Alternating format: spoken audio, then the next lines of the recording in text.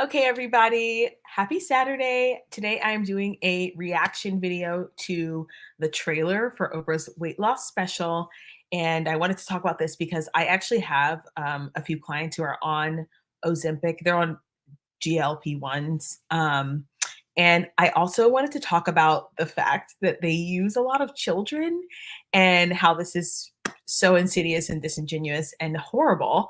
And as a former teacher and as a former PE teacher, I find it absolutely abhorrent and disgusting that we are using children as the face of obesity. And I'll get more into that in a bit. So, before I get started, I just want you guys to know that my app has launched. You can search Fit and Flourishing in the App Store, and it has launched. And I have 3 tiers of coaching that you can participate in. So if you're interested in health and fitness, or you need to lose some weight, or you want to tone up, you can download my app and I will be your coach. So there's that. I'm really excited. This has been something that I've been working on for a long time. It goes full force May 1. I'm still transferring my old clients over. So really excited about that. But first things first, we're going to watch this Oprah special. As I said before, I'm really not into shaming women for the choices that they make. I think we just need to be honest about what's really happening. And there's a lot of lies surrounding obesity, surrounding food, weight loss. And to be honest, doctors are not really equipped to help people with weight loss. They are not other than medication. They are actually not trained and qualified to deal with weight loss or nutrition even. Most doctors, unless they specifically ask, only have maybe 1 or 2 classes of nutrition training, and that's not enough to understand. They are trained to medicate. And so a lot of times when we see these solutions such as surgery or medications, we're not talking about the whole picture. So that's what I want to get to today. I'm going to be pausing this quite a bit. I don't want to get copyright striked as I'm trying to build my channel right up to 1,000 subscribers. So yes, we're going to do that. Okay, so let me go ahead and put this up on the screen. That's the stage. Okay, and then I'm just going to double check and make sure this is working. And then we're going to get started. I love a reaction. They're fun. So let's go like this. Oops. Okay. I refuse to watch the whole special, to be honest. I took on the shame that the world gave to me. For 20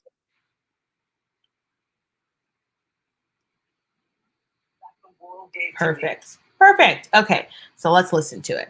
So she says, I took on the shame that the world gave to me. By the way, I don't think that it's a good thing to shame people for their weight. I mean, I have different thoughts about shame. I actually think that most people feel shamed because they know that it's something that they need to work on, but we also know that it's not necessarily helpful to tell someone that they're fat if they already know that they're fat. Like most people know this. They're not, disillusioned to this fact. 25 years, making fun of my weight was national sport. Emotional, shocking, revelatory. This is it. Oprah's return to primetime television tonight here on ABC. You've received a lot of criticism for that, you and your family. What do you want to say about that? I would say walk a mile in our shoes. In front of a live audience and on a set, very much like the one she used for the Oprah Winfrey Show nearly 13 years ago, the legend sharing a story of her own. I'll never forget a day in 1990. I saw myself on the cover of TV Guide's Best and Worst Dressed list. And I remember thinking at first, oh, look, there I am on the cover. And then I read the headline that Mr. Blackwell, the tastemaker of the time, called me bumpy, lumpy, and downright dumpy. Now, I want to say something about being a Black woman in media. For the most part, Black women are more heavily criticized. And so, especially during this time, because when Oprah was just starting out, there wasn't social media. There wasn't this proliferation of Black TV personalities.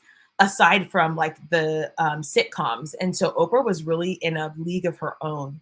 And she received a lot of criticism just for being Black and a TV host. So I want to make sure that I say that, because that is partly true. A lot of the criticism that she received was about her weight, but she didn't look awful. So people would just take that to the nth degree. And as you can see on this magazine, calling her lumpy, frumpy. I mean, there are bigger TV personalities who are larger who did not receive that same type of criticism.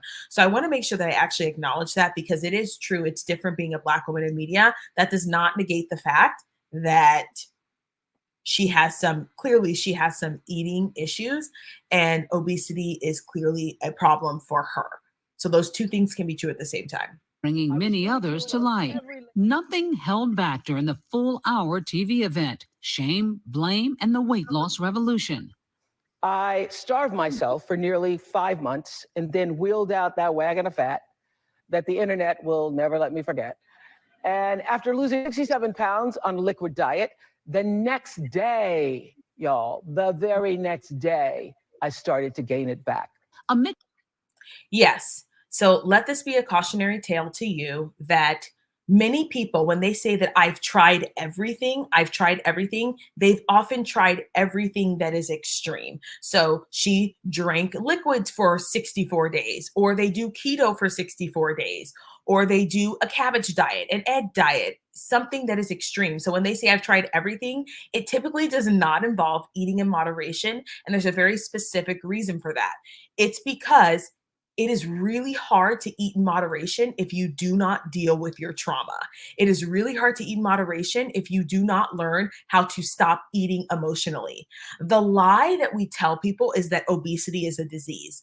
Obesity is a symptom of a lot of other issues. It is not a disease. It is not something that you inherently.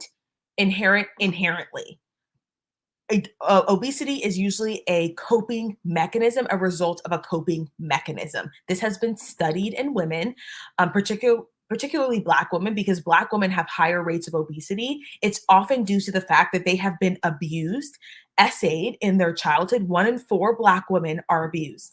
And when you have abuse, you tend to want to cover your body up and become invisible, as to not be attractive to anybody, as to not relive that.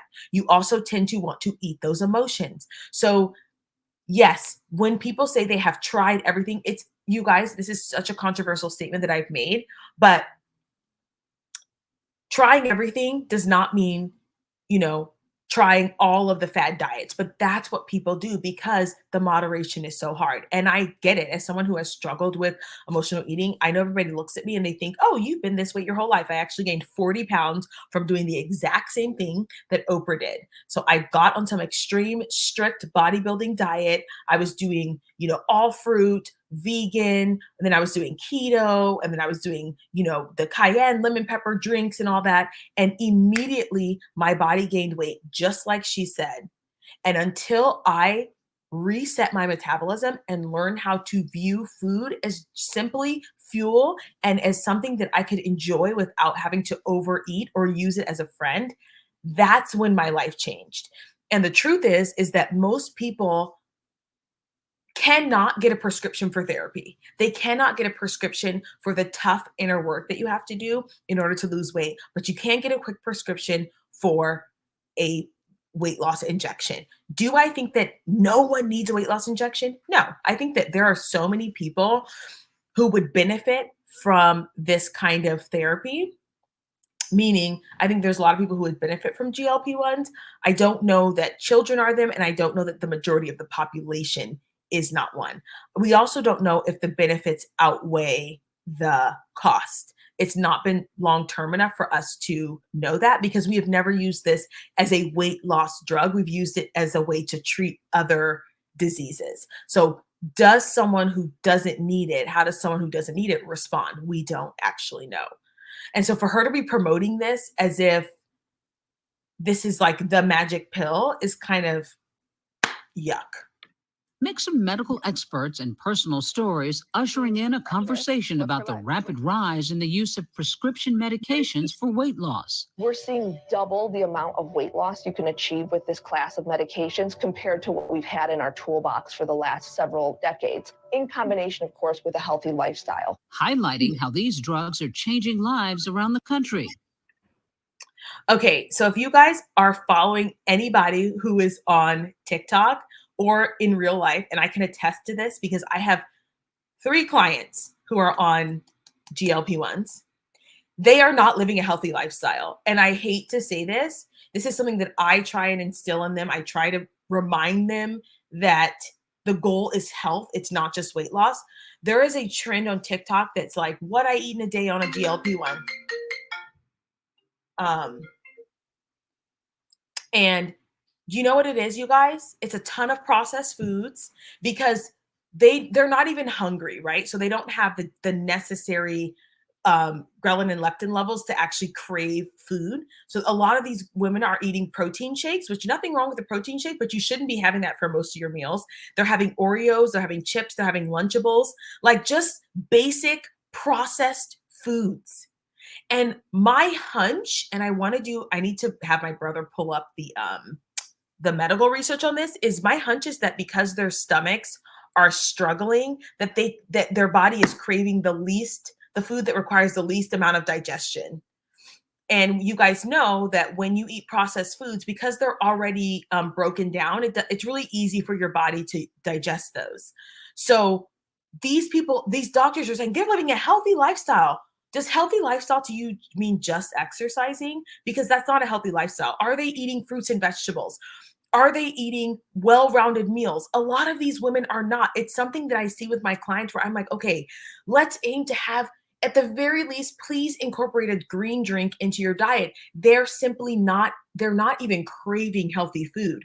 And that's no fault of their own. I think that's the result of the medication. So the lie that these people are somehow developing a healthy lifestyle on these medications it's not quite 100% the truth. What we see based on what people are sharing with us is the majority of people who are on these medications are eating highly processed foods. So I'm very curious if their weight goes down and therefore their blood sugar goes down, but then their other blood markers go up, such as cholesterol, and even, hey, your blood sugar can go up and you can lose weight. Like, let's be honest about that, right? I wonder if their deficiency levels, their vitamin deficiency is the same, right? So there's so many things that we're just focusing on weight loss as if that's the biggest issue. But the issue is the root cause, which is what is your baseline level of health? So yes, you need to lose weight. That's part of it, right? That's part of being obese and being extremely overweight is not good for your health. But the way that you reverse that is actually by eating more fruits and vegetables, by walking, by reducing stress, by working on, your trauma. Like that's actually how you reverse it. So if you take a medication and don't do the things that actually reverse it, are you actually living a healthy lifestyle? And that's the question. That's the conversation that nobody really wants to have, if we're being honest, right? In 7th grade or 6th grade when I got made fun of, I was like, I mean, maybe I am different. 16-year-old Maggie Irvey from Marceline, Missouri, opening up about struggling with her weight since childhood. I did like every single sport ever when I was little, and I exercised all the time, but I still... Okay, I don't want to be mean, you guys, but I'm going to say something right now.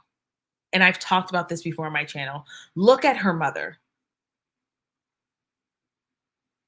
Look at her mother. Excuse me. One thing that is tragic to me, you guys know I work with athletes, right? I think I've told you guys this before, that one of the jobs that I have is I work with athletes on their conditioning, fitness, and nutrition. And 99% of the times, if the athlete has a weight problem, so do their parents. And we will call that genetic. But we're forgetting that their parents are keeping processed foods in the house. Their parents are feeding them junk food because they're too tired to cook, or their parents don't know what to cook. And so then we like to blame this on genetics when genetics are a small part. Yes, what happens is, and there's actually been research on this now more recently, is if a parent is obese, they tend to have the habits that make their children obese. So, do they have insulin resistance? Yes. Do they pass that down to their children? Yes. But if they fed their children non-processed foods, whole nutrient-dense foods, and they got enough exercise, their children don't have these same problems. Do you see what I'm saying? So is it genetic? To a degree. But what we're doing is we're absolving parents of the responsibility to take care of their children appropriately as it relates to their weight. Now, are there children whose parents feed them healthy food and then they gain weight anyway? Yes, they're probably sneaking food at school, which I've had athletes tell me that's what they do because their parents are neurotic about food instead of just eating like normal people. But when you look at this woman, this young girl and her mom, they have the same exact body type. My question is, what is in their cabinet? What is in their pantry? What is in their refrigerator? We're not talking about that. Instead, they're like, well, let me just inject her with, a semaglutide and give her this illusion that she's all better. Has anybody asked this girl why she's eating her feelings? Has she been abused? Like, no one's asking these questions. I had a girl 4 years ago. I was teaching. Beautiful girl. I can't describe her because people will know who I'm talking about. Just the sweetest soul, the lightest and kindest of hearts. 1 year, she was taking care of herself. She looked great. She was dancing. She was doing everything that she normally would do. The following year, she was disheveled. She had gained 30 pounds. And I said, what happened? Turns out, just as I suspected, she had been violated. So this idea that like, oh, children are just obese, like, oh, this is just a genetic thing. Somebody tell me what happened in that little girl's life where she learned that food is the only thing that's going to keep her safe. Somebody tell me that. Somebody have a conversation about that. And it's sickening that you would turn to a medication rather than ask the real question, which is, why are children turning to food as their source of emotional comfort? That is not a natural thing for children to do. Usually they cry to their parents, especially girls. They're usually a little bit more vocal. They tell their friends, they talk. So something has to have happened. Something had to have happened where she realized that, oh, I can't talk about these things and I have to use food. That is the heartbreaking thing about this entire push for these medications for children. You know what? Adults, whatever. You guys want to ruin your stomachs and you guys want to continue to live as a slave to food, fine. But leave the kids alone. Leave the children alone and figure out what's going on with them, because she will have to be on this drug for the rest of her life unless she figures out how to stop using food as a best friend, as a crutch, as a way to deal with life. And that is a life sentence that a child should not have to have. And that is what nobody is talking about. And it's disgusting, quite frankly, as someone who works with children, as someone who works with young girls. It's disgusting that this is what we are promoting instead of promoting genuine, healthy, emotional states where you can talk about what's going on in your life. And I know that talk therapy is not the only thing. I understand that. But there is so much more to this conversation than I'm just a fat girl. I'm just a fat kid. Like, that narrative allows for companies, doctors to just say, well, you're just a fat kid, so let me give you a medication, instead of getting to the root cause. Would never lose. Like, I would lose weight, and the next thing you know, I would just gain it all back. My heaviest was about 285. Like, I could eat 4 plates per meal if I could. Kids in school, Maggie. So if a child can eat 4 plates of food, that means that they're feeding an emotional pit. That is not a normal thing. The other thing that the doctors should have looked into is, why can a young kid have a bottomless pit? That means that their leptin and ghrelin levels are off. Their hunger hormones are off. Usually, you are able to signal to your brain that you're full. So and maybe she's eating past satiety. That's a real thing too. But the healthier you are, the more sensitive you are to your hunger and fullness signals. So the fact that a doctor did not go, why is this girl eating 4 plates of food?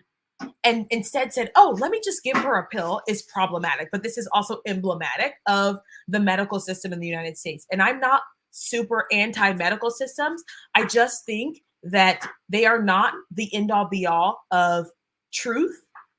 A lot of doctors are lazy when it comes to nutrition because it's not their wheelhouse.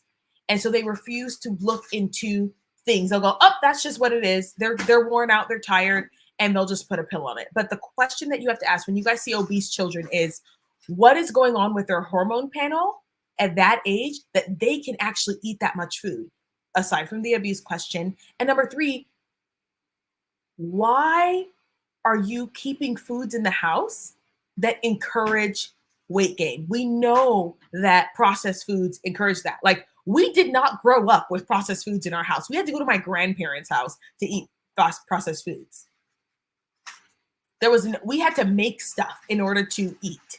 And I think that's a very natural barrier to preventing this kind of thing, especially in children.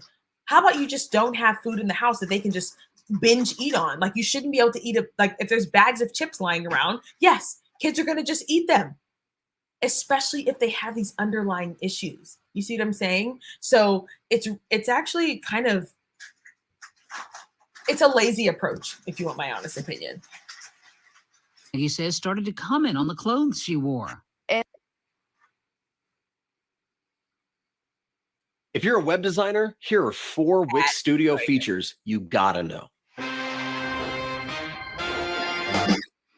In like, yeah, 6th or 7th grade, I wore one of my dad's t-shirts and it was way too big. But I mean, I didn't care. It was comfy. I was comfy. They're making fun of me. They're like, oh, Maggie's wearing her dad's t-shirt. Like, she can't even fit in her own clothes. I think that's the first time that she really got her feelings hurt and didn't know how to. Okay, you guys, I'm going to go back to this family because look, this is like the, I shouldn't laugh because it's not even funny. It's like sad. Hold on, let me see. I want to make sure I get to that. The picture of the whole family. Let's see. But I mean, I didn't care. It was comfy. I was comfy. They're making fun of me. They're like, oh, Maggie's wearing her dad's t-shirt. Look at this whole family. Do you see how it's like, it's genetic? It sure is. It's also environmental. Like, this is how their family deals with life. They deal with life with food. You see, like, and this is not to shame the family. It's just, it would, if she was an anomaly and like the rest of the family was fit and healthy, then I would be like, there's something going on, we really need to look at this. But the entire family is, struggles with their weight. So what does that tell us as a normal, rational human being? That tells me that they have habits that kind of need to be fixed. So you cannot tell me that you lifted weights for 3 months, walked 15,000 steps a day for 3 months, stopped drinking, stopped eating processed sugar, and ate whole nutrient foods for 3 months, and it didn't work for you. I can guarantee you that most people have never done that. Maybe they have, and I'm just completely wrong. But my hunch is that they have not done that. And so when you look at this family, you just see a pattern. And one thing that my clients talk to me about a lot is when they change, their moms, these are grown women, y'all. Their parents are upset or they start making fun of them.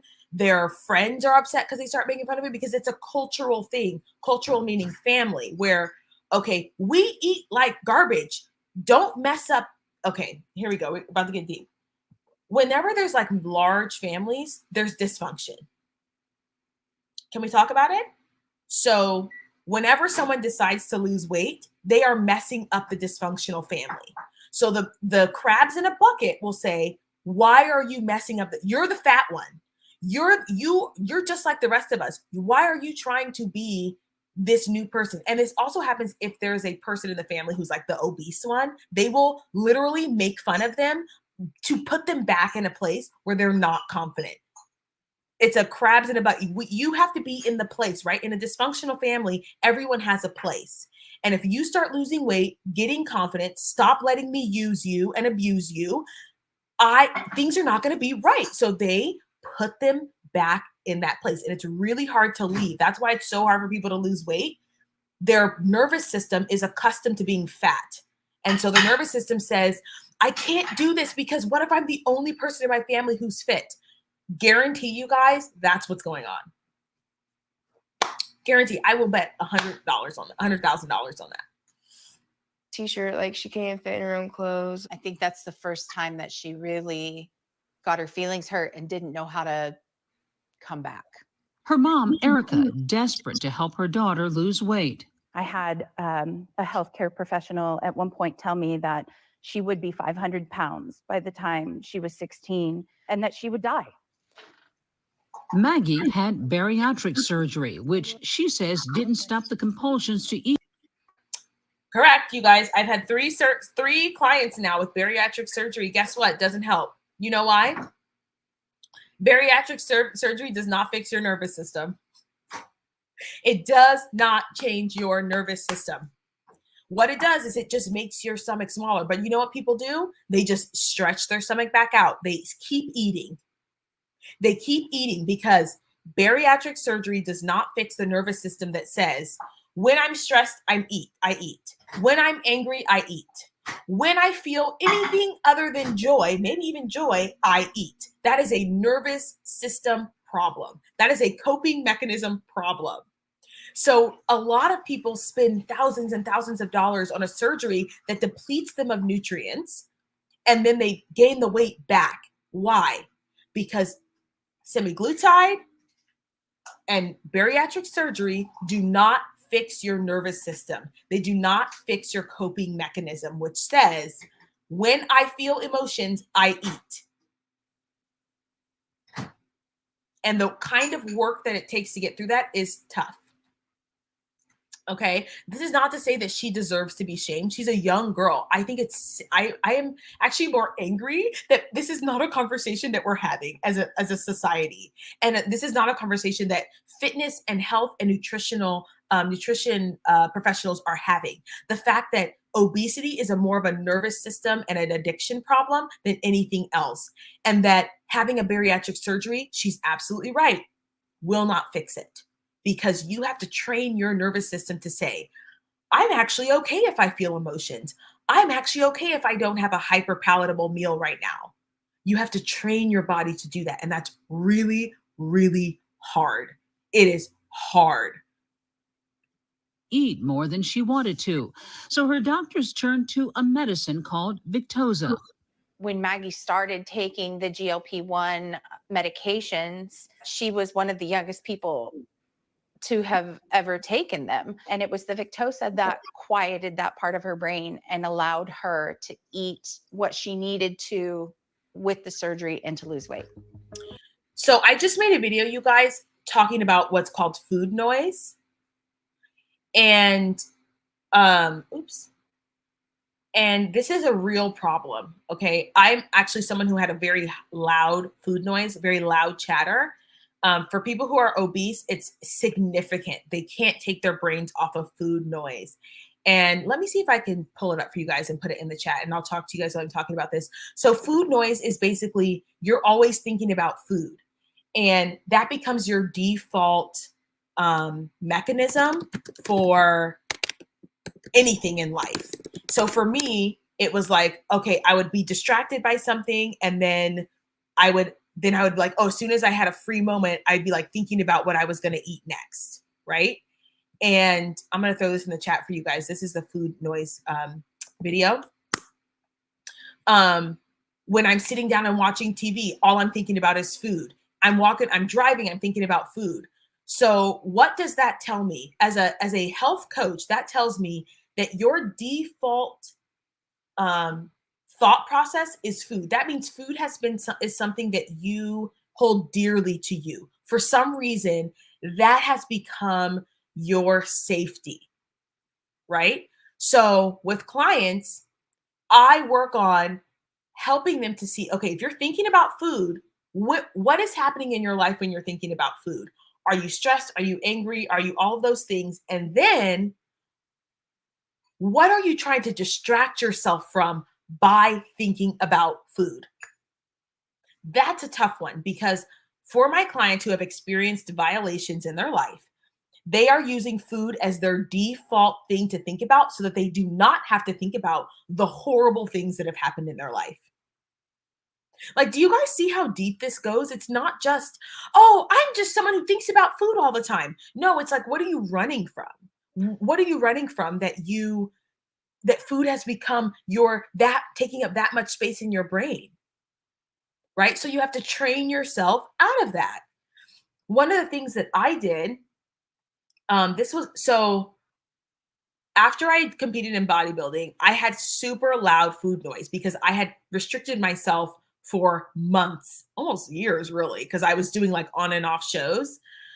And so one of the things that I had to do was open myself up to new different activities. So, I bought a guitar and I tried to learn how to play the guitar, and I painted and I went for walks, and I stopped following people on social media who were talking about weight loss, and I journaled, and I did a ton of other things to reset my brain. And every time I thought about food, I would say, nope.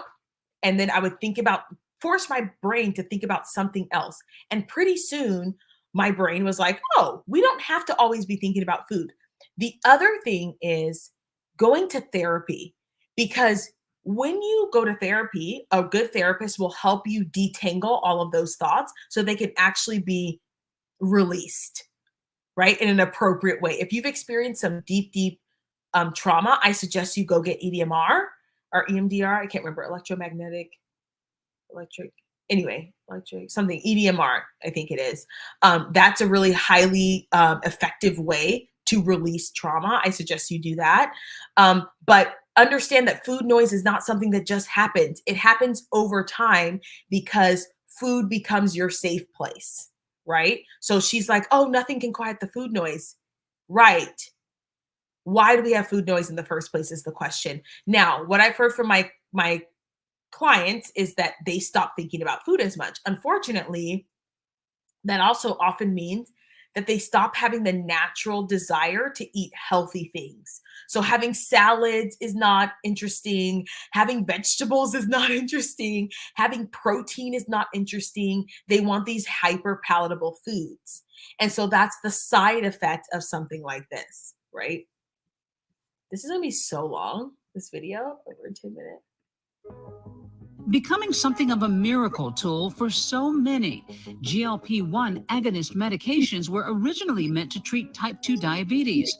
Now, many using them for weight loss. When we have discussions about helping people manage their weight, often I think a lot of bias comes into that, which makes it difficult for people to understand that obesity in and of itself is a chronic, complex condition.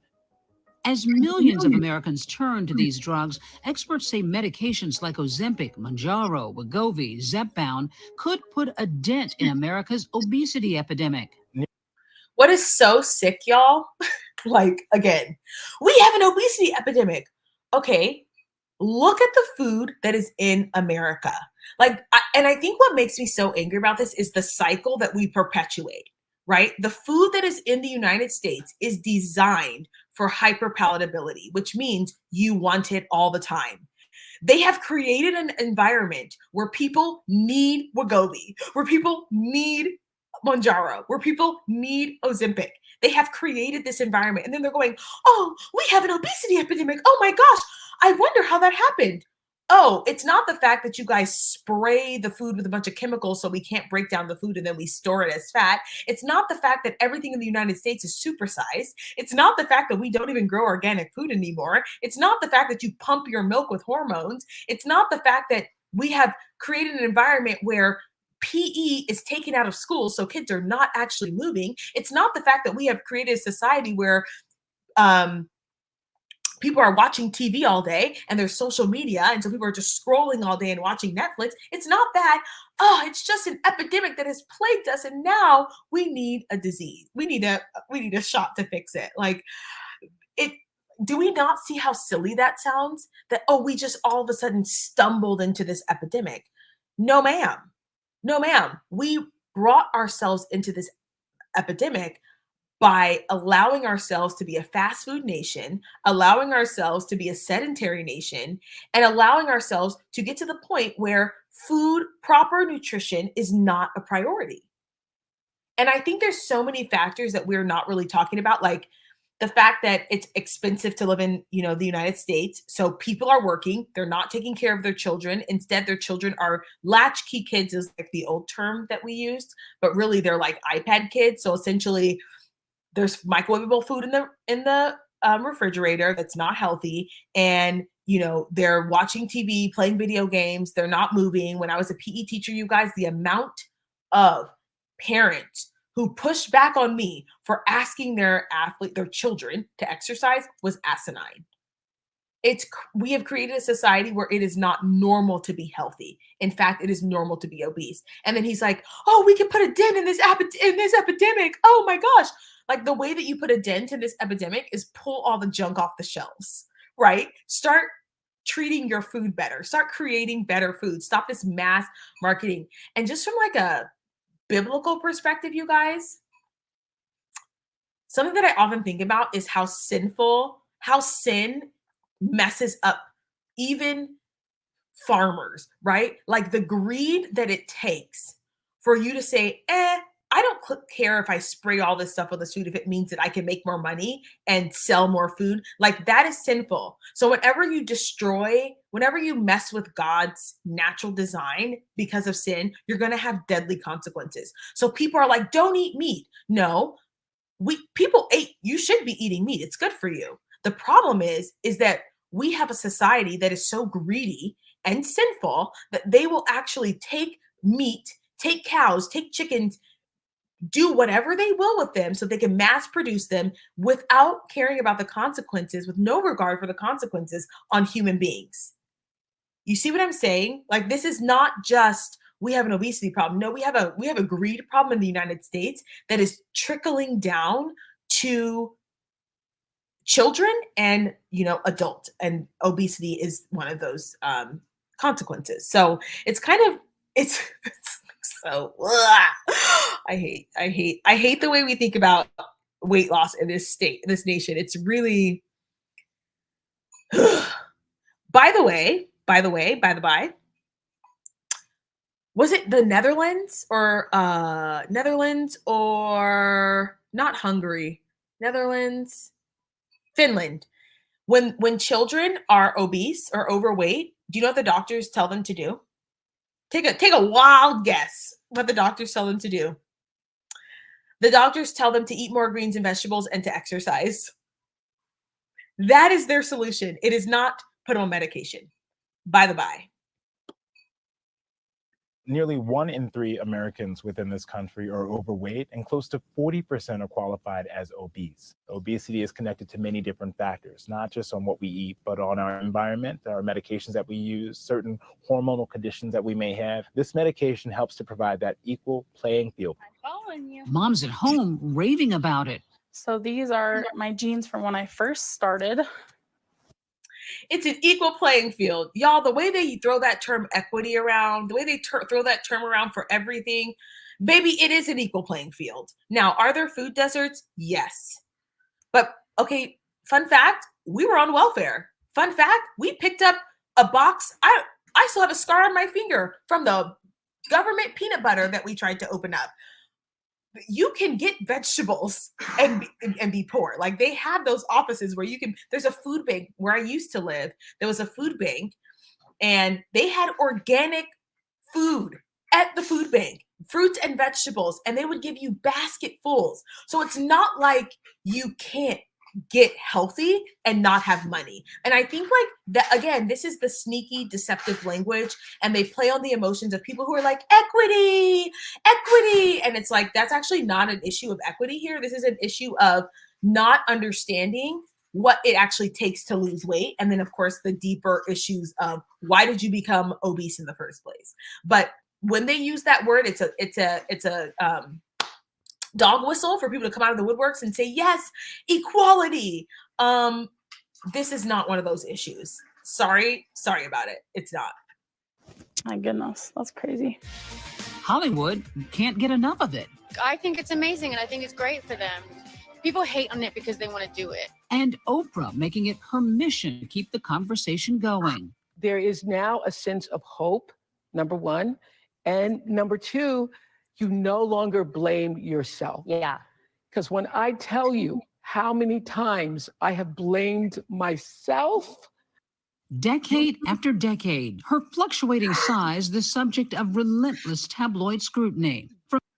So I think, again, this is an incomplete story. I blamed myself. The problem is that no one told you that the reason why you're doing this has very little to do with like your willpower and everything to do with the fact that you have been not only violated as a child, but also as a Black woman in the workplace and the stress that comes with that. And no one taught you how to cope with life appropriately. But do you see how it just becomes, oh, no, don't blame yourself. Oh, don't blame yourself. Here's a pill. It's like, no, here's the reality of the situation. The reality is nobody told you the truth. And so instead, we gave you a pill. We gave you a shot. Right? Oh, and it sounds so good. It tickles our little self-soothing, it just tickles our ego because we don't have to be honest. And that's part of the trick behind this is the deception behind this is you don't have to be honest about why you're doing what you're doing. You don't have to be honest. You can just say, oh, it's not my fault. You're right. But it is your responsibility. And if you really want to have a healthy lifestyle, this is maybe a small part of it. And it also just bothers me how they keep showing the two Black women in the front. It irks me because I have so many thoughts on the way that they portray Black women in media, the way that they are, who is acceptable in Black media is often overweight Black women. It's not fit Black women. If you want to talk about it, like one of the reasons why Oprah is so famous is because she has a mammy archetype, if we want to just really go into the details. So it's like, it's deception on all levels. And now she's coming out and saying, okay, well, I have this special marker, this special pin that's going to help you.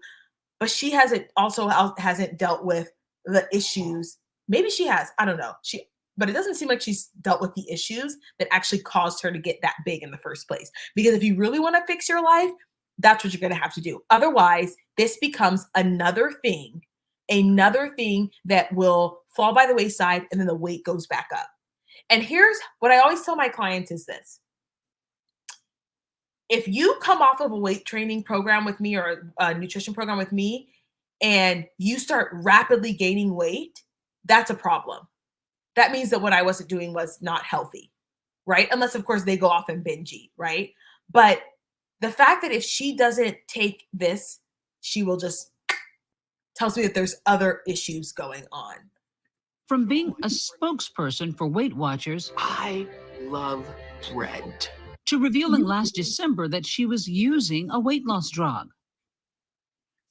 Most people have no clue that in 2023, the best way to make money on Amazon is not with physical products. For many users of the medications with a new body comes an entirely new outlook on life. I have been struggling with my weight for as long as I can possibly remember. I mean, I remember feeling like my relationship with food was different than for a lot of people, starting at the age of 5 years old, 10 years old. For Amy Kane, navigating her weight loss has been a lifelong problem. The full-time mom grappling with the constant shame and anxiety she felt for her appearance. I would say my highest number was probably around 300 pounds. I didn't look at myself in the mirror very often. I didn't step on the scale because I didn't want to know. I was diagnosed with PCOS, polycystic ovary syndrome, around 13 years old. And the one thing we know about diseases like that is that it's very, very challenging to lose weight. I think I got to the point where I was like, I'm not going to be able to lose weight. So I sort of I said, screw it. I gave up. I then was diagnosed with diabetes. Amy says that was her.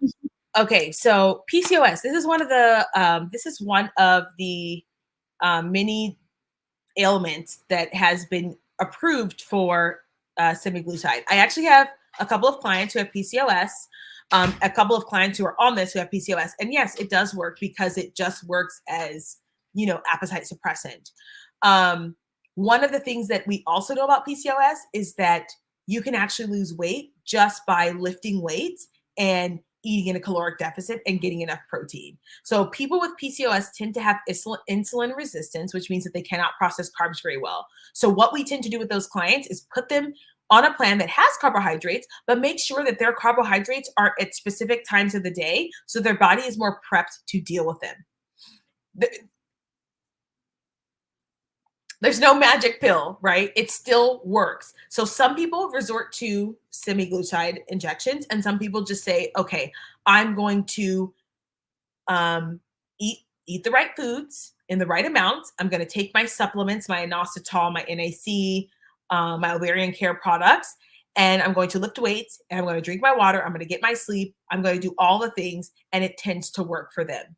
Women with PCOS can lose weight without semaglutide injections. Does it take a little longer? Yes, but it still works. So one of the things is that doctors are actually not equipped to help women with PCOS lose weight. So what they do instead is they give them an injection. Do you see what I'm saying? Like, do you see how this is so much deeper than just, I have PCOS and I can't lose weight? No, doctors don't know what they're doing. There's a Dr. Lane Norton on Instagram has so many female clients with PCOS who have lost tons of weight without semaglutide injections. So again, there are ways to do this, but doctors are not equipped, you guys. They're not equipped. They're not designed to do this. This is not their job. They're not able, their job is to give medication. Their job is to prescribe. Their job is to practice medicine, figure out what's wrong, and give you a medication to support it, right? So there are plenty of nutrition and health coaches who have helped women lose weight with PCOS without an injection. But what they're preying on is the desperation from a failed medical system that has not told people the truth because they don't even know the truth themselves. They're not prepared for this. So this is what you get. You get this hope that you actually should have received from a normal health practitioner. You should have received this from them, but you didn't. So now you are stuck or blessed with semaglutide injections. So let's just be honest, right? Her breaking point. She completely overhauled her diet and lifestyle, losing about 60 pounds on her own. But after reaching a plateau in the weight loss, an endocrinologist suggested she try Mounjaro.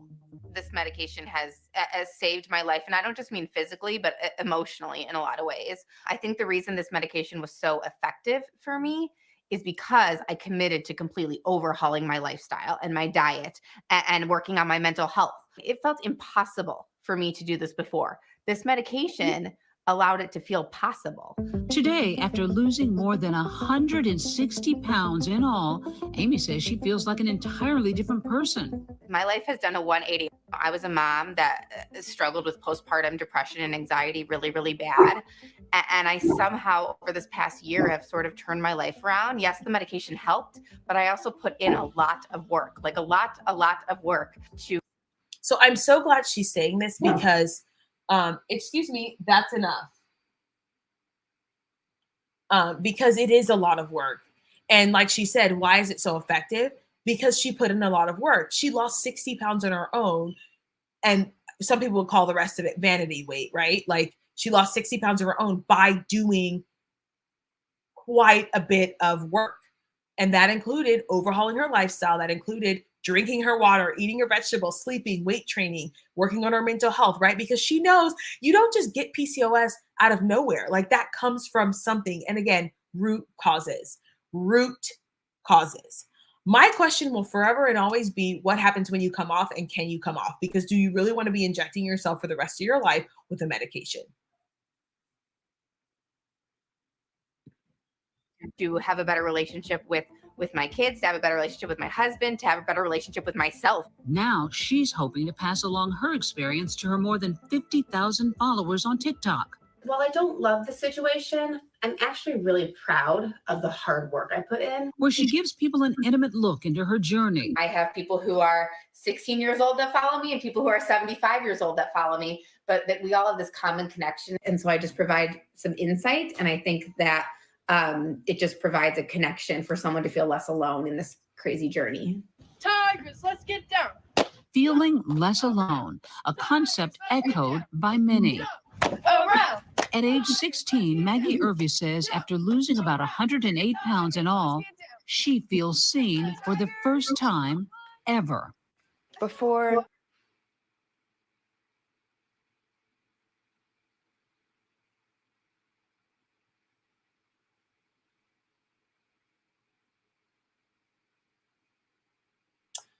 That is not a statement that ever should come out of a young girl's mouth. I feel seen for the first time ever. She's telling on herself.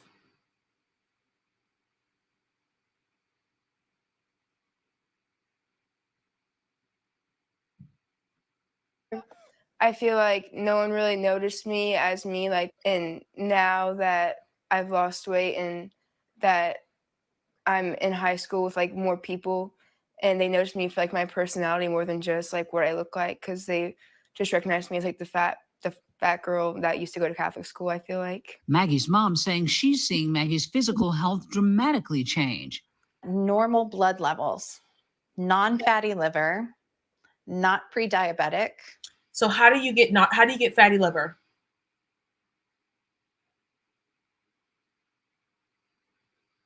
How do you become pre-diabetic? By eating garbage.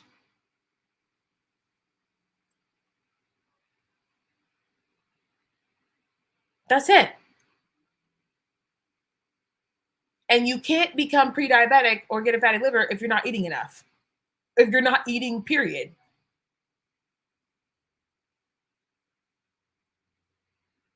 Is going to live a long and healthy life. And Maggie's social life is also changing for the better. She's often busy hanging out with friends, something that she felt was unimaginable before. I've gone so far and I've done so much more. I've joined the cheer team and I wouldn't have done that before. I've been so successful, I feel like, since then. You know, Maggie has a best friend. She has a large group of girls that she can run around with. She feels confident. Socially, she's doing very, very well. And that makes me happy for her. For Maggie and Erica, for Amy, and even for Oprah, losing weight meant gaining a new perspective on life. I think that for so long, the message was get some willpower, just go to the gym, eat less. You know, why can't you just lose weight? This is a disease for a lot of people. So I want to be very clear about, like, that is not the messaging here. Why can't you lose? The messaging here is get to the root cause. And it's ironic that this girl is talking because it's like, baby, you did it. You did it. You hit a plateau probably because you needed to reverse diet and add some food back into your diet and then go again. Do you see it? Like, even they are talking out of two sides of their mouths. They're talking out of two sides of their mouths. Yes, it is. You should not be shamed. People should not be saying, oh, just lose weight. No. That's not necessary. But she said herself, right here, she said herself, I worked really hard and then I plateaued. And again, this is where people not knowing how to manage women's weight loss are not very good, because what I would have done if she plateaued is I would have had her slow down on her workouts. I would have had her add back in 500 calories, maybe even 700 or 1,000. And then I would have said, let's give it a go again in 3 months. And her weight would have started falling off again. But when you don't know what you don't know, this is what happens. And that's why this is so sad, is that they actually know deep down inside that there are things that they could do, but it's hard to do them. And it's not about willpower. She's 100% correct. It's not about willpower because, like I said before earlier in the stream, it's a nervous system issue. It is a nervous system issue. And you think that, oh, this is just who I am. No, baby, you were bred, something happened in your brain where this became your coping mechanism in your lifestyle. So now you have to undo that. And you have two choices. You can undo it with a shot, or you can undo it with the hard work of therapy. And that it's not just, lack of strength. These medications are helping people with chronic diseases like obesity to get better, to feel better, to be able to live a better life. So I think this is a huge, huge turning point. A turning point, but also a reminder that your weight is not your worth. For people who feel happy and healthy and celebrating life in a bigger body and don't want the medications, I say, bless you. And for all the people who believe diet and exercise is the best and only way to lose excess weight, bless you too, if that works for you. And for the people who think that this could be the relief and support and freedom, as you said earlier, that you've been looking for your whole life, bless you, because there is space for all points of view. Our thanks to Deborah. You can watch Oprah's full town hall. Okay, so let me pull out of this and then I'll just find out my final thoughts on this. So here's the thing. I think there's a lot of benefit to a medication, a semaglutide, particularly for people who need something to kind of calm down the chaos, and then they can get into a healthy eating program, get into therapy. They can maybe reduce their dose. I think that's a viable solution for a lot of people. My biggest issue with this is that it never comes down to like, how can I be my healthiest self? It's just about weight loss. And that's the problem, is that it becomes just about the weight loss and not about being healthy. Because actually there's a ton of research, you guys, on having the tiniest dose of semaglutide, not even the amount that they're giving to these people. It's actually too much. And combining that with healthy lifestyle habits and really focusing on that piece instead of relying on the drug to do that for you. So just know that there are so many different ways to lose weight. And I think this is helpful for people who cannot afford these drugs, right? I made a video a couple weeks ago talking about how berberine works in a similar way, and that with berberine, a lot of women who have struggled with PCOS, a lot of women who have struggled with type 2 diabetes or are pre-diabetic are taking berberine, and it's a natural herb that is supporting their weight loss, and they're finding themselves losing weight. And so this is not the only way. And I really wish, you know, there's just so much behind obesity. And the reason why I added Black women in this title is because, as I said, Black women are one of the larger populations in the United States. And that's because there's something else going on. It's the trauma. It's the stress. It's not having the tools to learn how to deal with life appropriately. And then we call it, oh, it's a disease. And that's just simply not true. All right, you guys, if you are here till the end, wow, good job. Don't forget to like, share, comment, and subscribe on this video. And I will see you guys in the next one. Oh, if you guys like these kind of like longer style lives, let me know, and I'm happy to do more of them. All right, you guys, have a wonderful day.